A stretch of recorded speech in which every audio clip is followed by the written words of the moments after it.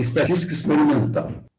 Eu espero que todos saiam bem, não tenham problemas, tá bom? Da minha parte, eu vou fazer o possível para facilitar para vocês entenderem a disciplina. A gente vai começar com o que da estatística experimental. O que vocês estão fazendo nesse curso? O que é um experimento? Os conceitos gerais e os conceitos básicos desta área. E eu vou começar mostrando já essa semana como planejar um experimento. A estatística experimental, vocês fizeram a estatística, onde vocês viram os conceitos e a parte teórica da estatística. Amostragem, estimação, inferência, né? Teste de hipóteses. Agora nós vamos usar tudo isso de uma maneira aplicada. Então esse curso vai ser um pouco mais leve, porque ele vai ser aplicado. O ideal é que a gente pudesse fazer isso no campo, ter aula prática. Mas ficou inviável de uns tempos para cá, porque a universidade criou muito e foram dificultando as nossas áreas disponíveis para visitar experimentos, para tentar até montar um experimento. Por que nós fazemos estatística experimental? Todo conhecimento científico é baseado em observação dos fenômenos, dos processos. Sempre foi assim. O que está acontecendo, começou a acontecer há algum tempo, e continua cada vez mais, com mais tecnologia, é criar regras para essas observações, para que o conhecimento, a informação, chegue mais rápida, com mais volume, e seja mais precisa. Antigamente demorava mais, mas o princípio é o mesmo. Você observa novamente, observa novamente, aquilo que se repete acaba virando. Aquele conhecimento que se repete da mesma forma acaba virando ciência. Se a gente quer começar a fazer um estudo de algum processo, algum fenômeno, tem algum projeto, nós precisamos pensar na pesquisa científica. Aqui na academia nós temos que falar em pesquisa científica, não vamos falar em achismo aqui. Então, a parte mais importante é você definir o problema. O que você realmente quer estudar? Você tem conhecimento do que se trata?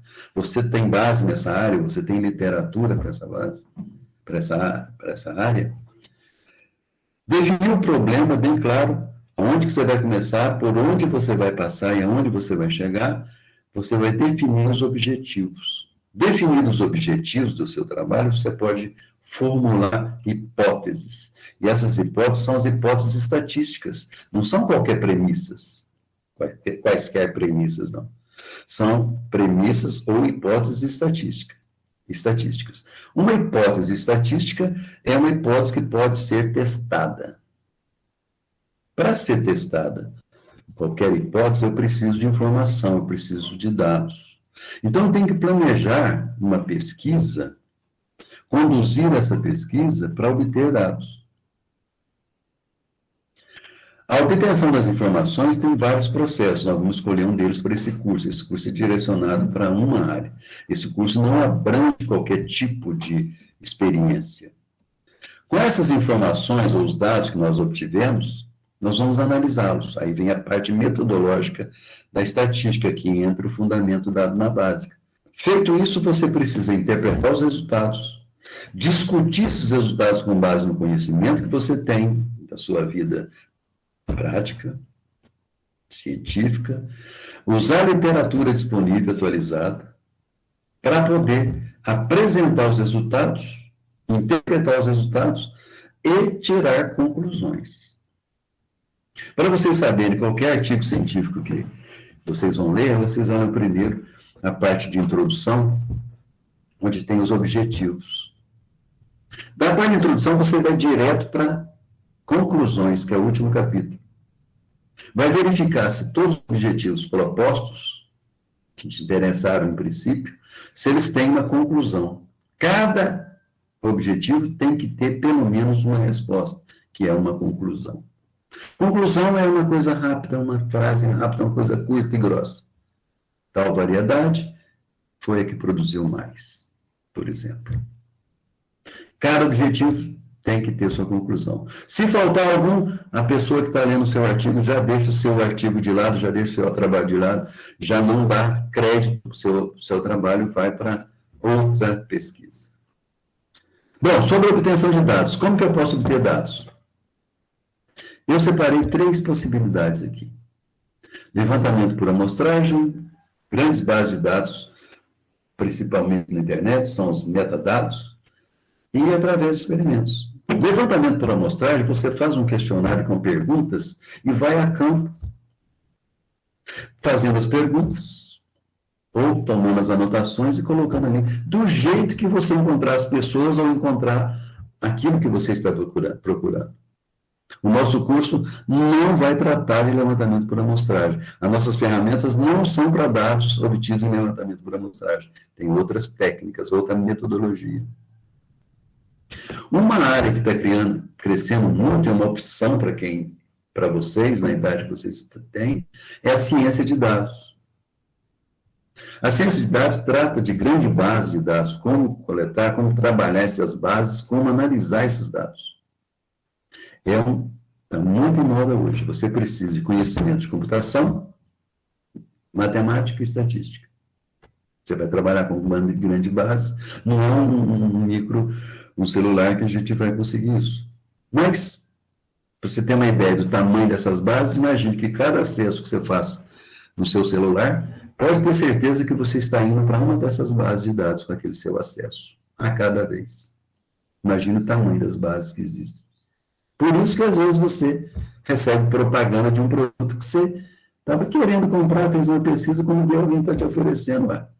Que coincidência. O que nós vamos trabalhar aqui são os experimentos, dados obtidos em experimentos. Veja bem, experimentos. É mais específico do que experiência, tá? O que é um experimento? Por isso que essa semana nós temos que falar sobre experimento. O nosso curso, então, destina-se à análise de dados obtidos em experimentos. Não só análise de dados, nós vamos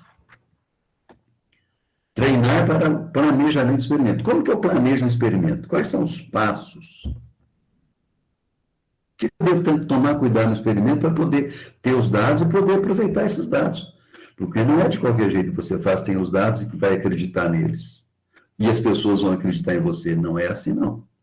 Tem que ter uma técnica de planejar, de instalar, de conduzir, de colher os dados.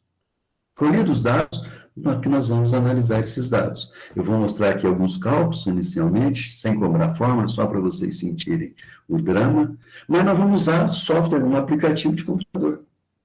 Joga os dados lá, digita os dados, aperta o botão, sai as análises. As estimativas, os testes, sai tudo prontinho. Sem problema, você decorar a fórmula, não é nada. E outro objetivo é treinar na interpretação dos resultados. Alguns modelinhos que aparecem em artigos científicos, etc., mas só despertar o seu potencial para essa parte. Tem muito a ver com o que a gente faz no dia a dia. Vocês vão ver que tem muita coisa a ver. Só que a gente vai colocar umas regras. Então, vamos falar do planejamento de experimentos. O que é um experimento? Não é um conceito geral aqui. Eu nunca vou te perguntar o que é um experimento. Posso pedir, me dê um exemplo de um experimento. Aí sim. Mas para você ter uma ideia, para ter um norte, são processos ou sistemas, ou um fenômeno, às vezes, realizado, mas sob condições determinadas e controladas por você, pelo pesquisador, e que permite a coleta de observações. Então, você visitando um fragmento de mata, você ir no supermercado fazer uma pesquisa de que iogurte que o pessoal está preferindo, ou fazer um levantamento para a escolha de um mandatário, de um presidente, por exemplo, você chega lá e faz toma os dados das pessoas que você encontrar, ou dos indivíduos que você quiser mensurar, do jeito que eles estiverem, sem preparação, sem nada. Às vezes a pessoa lá no supermercado acabou de almoçar, o outro está com fome, não almoçou, você faz a mesma pergunta, da mesma amostra para eles. Então, tem muitas variáveis afetando o resultado. Muito mais que você consegue enxergar, consegue entender. O experimento, ele vai pegar alguma dessas variáveis aí e fazê-las, transformá-las em constante. Por exemplo, não, vamos escolher uma temperatura para ver o crescimento dessas mudas, porque normalmente essas mudas são tropicais, tem que germinar nessa temperatura. Então, vamos fixar a temperatura, a umidade relativa do ar, essas variáveis que vão afetar cada experiência que você pensar. Pensa na sua área, pensa num processo na sua área, quantas variáveis afetam no processo? Pode ser um laboratório, pessoal, de alimentos. Ah, meu vai ser laboratório, é tudo bonitinho. Não é, não. Ah, eu vou pegar a pessoa para experimentar o pão de queijo para dar uma nota se gostou ou não. O pão de queijo, a salinha ali é isolada, o que ele vai provar, ele lava a boca. Mas cada pessoa é um ente biológico complicado. Que horário que ele vai lá? Será que ele não acabou de brigar com o companheiro, a companheira? Por isso que, geralmente, na análise sensorial, os experimentos são com muitas pessoas, para diluir um pouco essa variabilidade. Tem um spoiler aqui. Então, o experimento, pensa que é um processo. Na verdade, o experimento é uma caixa preta. Você olha para o experimento que está acontecendo, você não sabe o que está acontecendo lá. Você não enxerga lá dentro o que está acontecendo. Para fazer o experimento, para realizar esse processo, alguma variável você vai colocar no experimento. Vamos pegar um exemplo aqui da agronomia. Pense que você vai colocar em uma estufa, no ambiente de uma estufa, 3 cultivares, mudas de 3 cultivares. Você quer comparar as cultivares. Então, o que você está estudando? Qual a variável? Cultivares. Quais são elas? Cultivar A, cultivar B, cultivar C. Então, isto é o que você vai estudar. Então, isso você está colocando no experimento. Para saber dessas variáveis, dessas cultivares, como é que está o desenvolvimento dela no mesmo substrato? O substrato é o mesmo para todas. Só a carga genética que é diferente das 3. Você vai medir alguma coisa. Como não tem jeito de você enxergar, quer dizer, não tem jeito, entre aspas, não enxergar rapidamente a carga genética, você vai pegar uma variável associada a isso.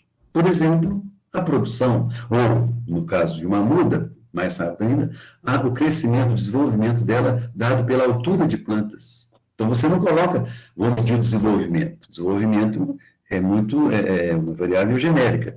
Você tem que colocar aquela que você vai mensurar. Eu vou medir a altura das mudas. Eu vou medir o diâmetro das mudas numa altura tal. Eu vou contar o número de folhas. Então, você tem que ter uma variável mensurável. Então, você colocou uma variável que você quer estudar e mediu uma variável que vai ser usada para informar sobre aquela que você quer estudar. Essa primeira variável chama fator. Essa variável que você mede chama resposta. Resposta, tudo bem, faz sentido. Tudo que você mede no experimento, mensura, ela tem que ser mensurável. Toda variável que você mensura é uma variável resposta. Toda variável que você coloca no experimento para ser estudado, ela chama variável fator. Se fosse só isso, não precisava de estatística. Aliás, não precisava nem de matemática, só aritmética.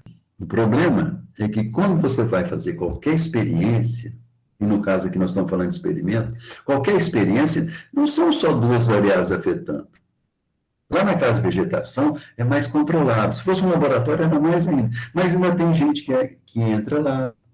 Ah, não, mas lá só pode entrar uma pessoa treinada. Mas pode ter um aparelho que estraga, um exaustor, pode dar uma variação da temperatura, da umidade relativa do ar.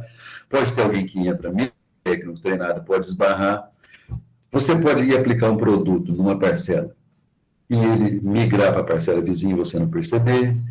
Pode dar um problema lá temporário, desarma um aparelho, você não está sabendo, quando você volta, já ouviu o efeito, ele voltou a funcionar, você não percebeu que houve uma influência ali. Então, sempre existem variáveis que atuam no processo e que você pode e deve controlar. Ora, tem lá, por exemplo, temperatura varia. Então vamos controlar a temperatura, vamos colocar 25 graus, usando o exaustor, o ventilador, para manter a temperatura em 25 graus. A umidade relativa do ar vai ser 76 graus. Vamos fazer tudo para que ela fique em 76. Pessoas, só uma pessoa treinada que vai mexer no experimento. Geralmente, quando você está em treinamento, você leva até colegas para te ajudar a montar, a conduzir o experimento, a colher. Então, tem critérios diferentes que podem afetar o resultado. Mas numa pesquisa já para trabalho científico, você elimina isso aí, você controla mais essas variáveis. E várias outras, dependendo de cada caso. Dependendo de cada caso, vai mudar esse variável, esse rol de variáveis que afetam o experimento e que você pode controlar. Veja bem, uma variável que afeta, que você controlou, ela vira constante. Deixa de ser variável. Ela é variável até você controlar. Controlar vira constante. Então, quando você faz um experimento com as variáveis temperatura, umidade, insolação, etc., controladas, você tem um resultado para aquele estudo sob aquelas condições, para aquela temperatura, para aquele substrato, para aquela umidade relativa. Então, em caso de vegetação que isso é possível, você tem um resultado para aquelas condições. Mas o cara que vai plantar a cultura, ele vai fazer no campo. Então, às vezes, você faz um experimento inicial em estufa, depois tem que fazer no campo, para reproduzir as condições de campo. Então, as variáveis são muito mais difíceis de serem controladas. Microclima, você nem pensa em controlar. Temperatura, então começa a ter os problemas de ataque de praga em reboleira, ataque de declividade do solo, heterogeneidade do solo, se for um experimento de campo, né? Plantas anuais, por exemplo. Mas aí o que você faz? Tem condições de você controlar alguma coisa disso, algumas dessas coisas. E se você não conseguir controlar? Aqui, ó, eu nem coloquei exemplo, só genericamente controlou algumas, viraram constantes. Então, se fosse só isso, também eu não precisaria de estatística, bastaria aritmética. Produziu mais, é que produz mais nessas condições. O problema todo aparece é com as outras variáveis que estão aqui embaixo, afetando o processo, que são as variáveis, ou o efeito das variáveis, que você tentou controlar e não controlou. Por exemplo, eu vou controlar aqui, vou fazer um controle de ervas daninhas. Quando você foi lá controlar, elas já tinham feito uma concorrência com as plantas. Então, foi um controle mais ou menos, já houve uma influência. Menor, mas já aconteceu. Então, variáveis que você tentou controlar, achou que estava controlando, não controlou, pode acontecer. Variáveis que você nem sabia que iam afetar, por isso você não tentou controlar, afetou o experimento. E outras variáveis que nós chamamos de variáveis do acaso. Você monta um experimento, entra alguém lá e provoca alguma alteração em um dos vasos, em uma das plantas. Vai alguém lá, colhe algumas espigas de milho para fazer um milho cozido, e você não fica sabendo. Então, pode existir variáveis do acaso. Por causa disso é que tem a estatística. Aí que entra a necessidade da estatística. Essas variáveis aqui embaixo têm efeito aleatório. Essas variáveis aí, o efeito dessas variáveis, já vou dar um spoiler para vocês. Essas variáveis que estão afetando o sistema aí na parte de baixo, o conjunto do efeito dela chama erro experimental. Todo experimento nosso é uma amostragem, é uma amostra. Trabalha com amostras.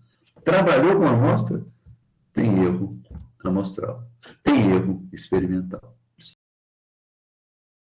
Fator é aquilo que você coloca no experimento para ser comparado. Eu vou comparar 3 cultivares de pinos aqui. Isso é o fator, é aquilo que você quer estudar. Eu vou estudar aqui 5 rações para bovinos. As rações é o fator, é aquilo que você coloca.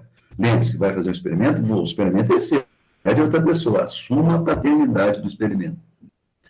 Quando você pega 3 cultivares, por exemplo, o fator é cultivares, e você tem 3 categorias, ou 3 valores que essa variável pode assumir. A cultivar A, cultivar B, cultivar C. Então, você tem o fator, que é o rótulo, cultivares. As categorias é quando você especifica quais são os tipos desse fator ou os níveis desse fator. Por exemplo, vou usar adubação nitrogenada. O fator é adubação nitrogenada. E as categorias? É a quantidade de adubo nitrogenado que você vai comparar.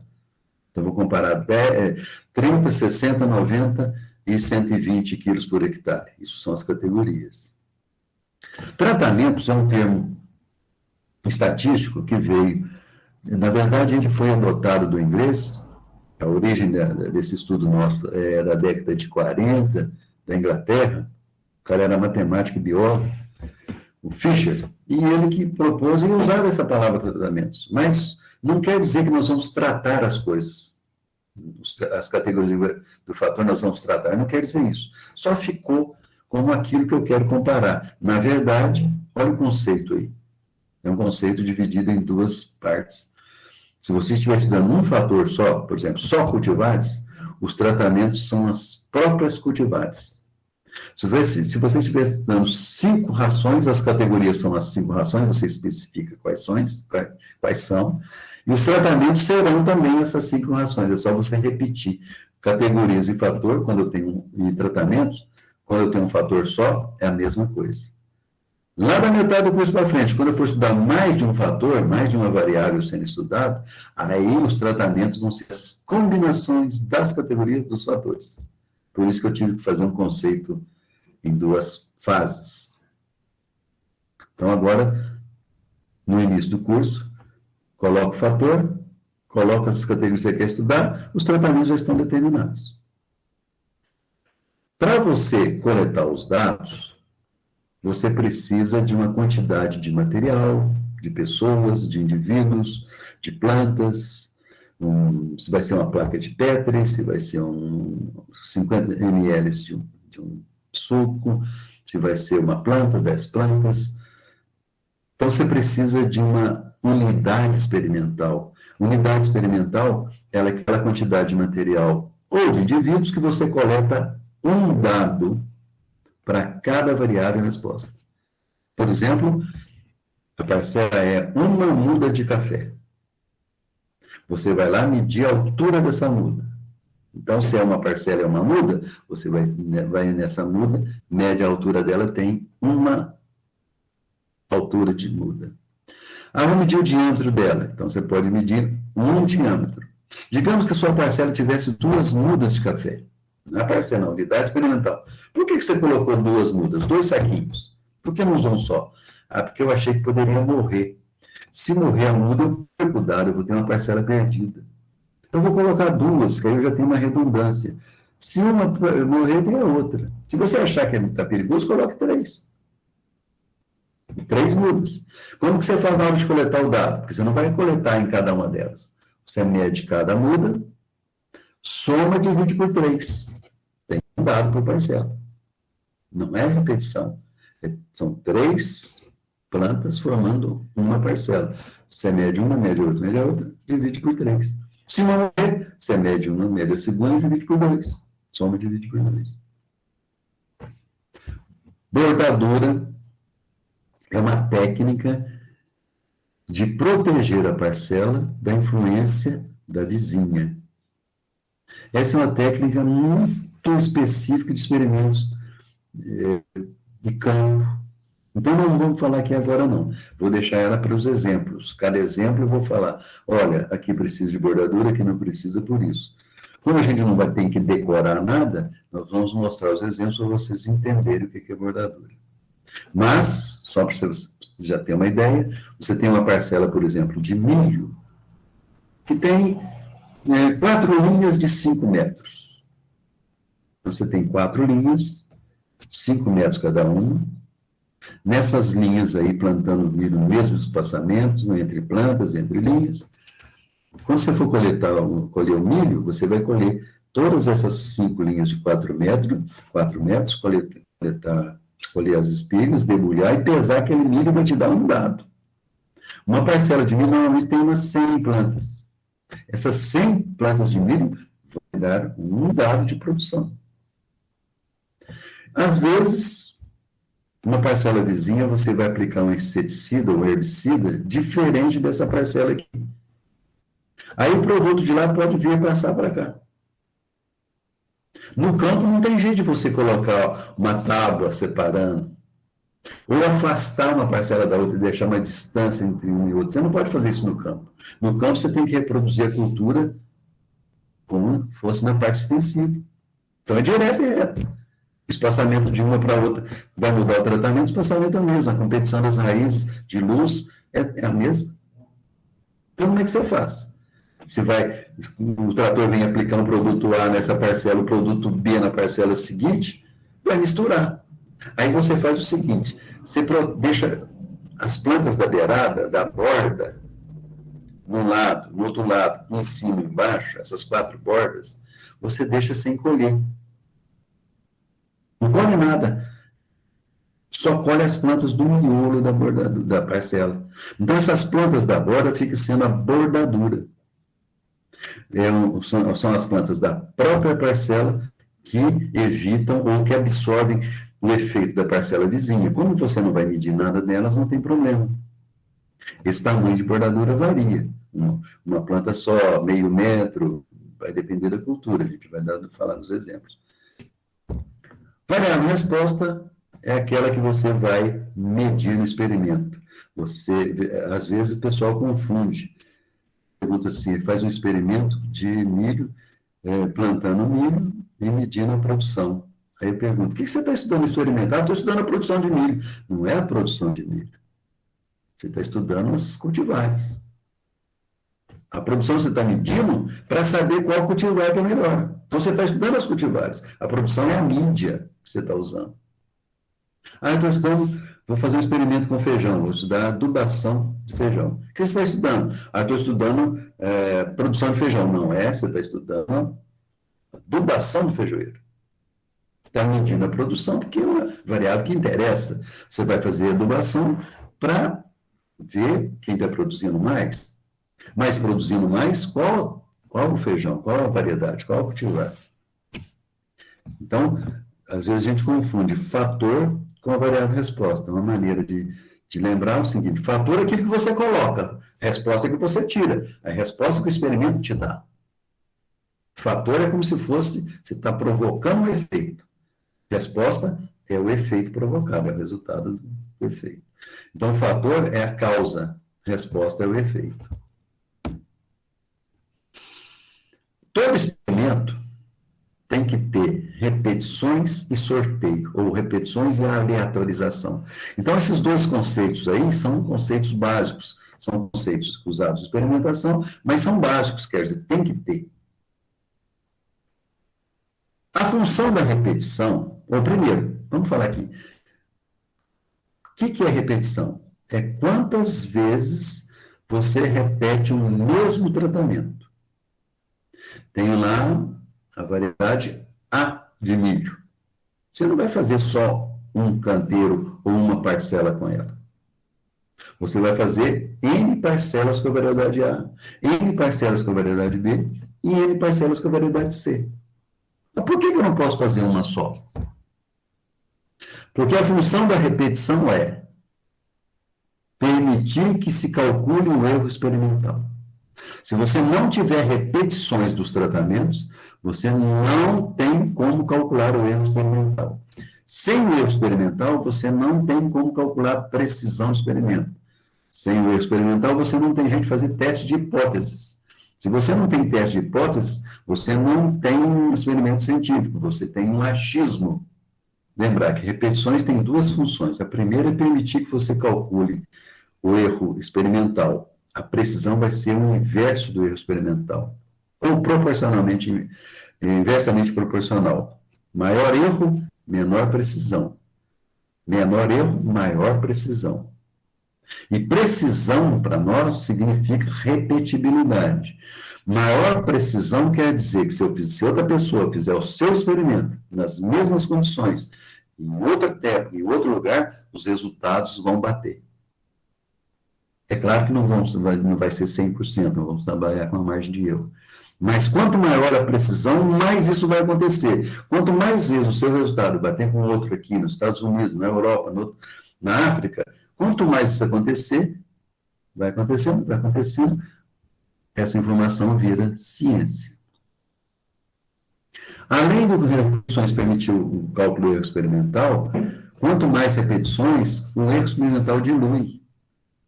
Então, se você puder repetir muitos tratamentos, o erro experimental tende a cair. É como se você estivesse tirando muitas amostras. O que é a ideia da amostra? Representar bem a população. Quanto maior o tamanho da amostra, mais chances você tem de pegar todas as condições da amostra, principalmente se ela for mais heterogênea. Uma amostra homogênea, a parcela menor. Uma população muito heterogênea, a amostra tem que ser maior para poder representá-la. Então, quanto mais você faz repetições, mais você representa a sua população. Por isso que o erro experimental tende a diluir, tende a diminuir. Essa é a importância dela, permitir o cálculo e diminuir o erro pela quantidade de repetições. A aleatorização é como que você vai distribuir as suas parcelas, os seus tratamentos, no local do experimento. Na bancada, na estufa, no laboratório, nas prateleiras, nas instalações geotécnicas. Como que você vai colocar lá? Não pode ser sistematizado. Tem que ter um tipo de sorteio. Por quê? A função da aleatorização é dar validade às estimativas e aos testes que você vai fazer. É a aleatorização que valida isso. Sabe por quê? Porque tudo que você vai testar, você vai comparar com uma distribuição de amostragem. Aquelas distribuições que você estudou, distribuição normal, distribuição F, distribuição T, distribuição amostral de médias, distribuição amostral de proporções, tudo que você vai usar. Se eu não fizer o sorteio aqui na ponta, aquilo lá da base não vai servir para eu usar aqui. Porque, na verdade, no teste, o que eu vou fazer? Eu vou comparar o meu resultado prático com o resultado teórico, simplesmente isso.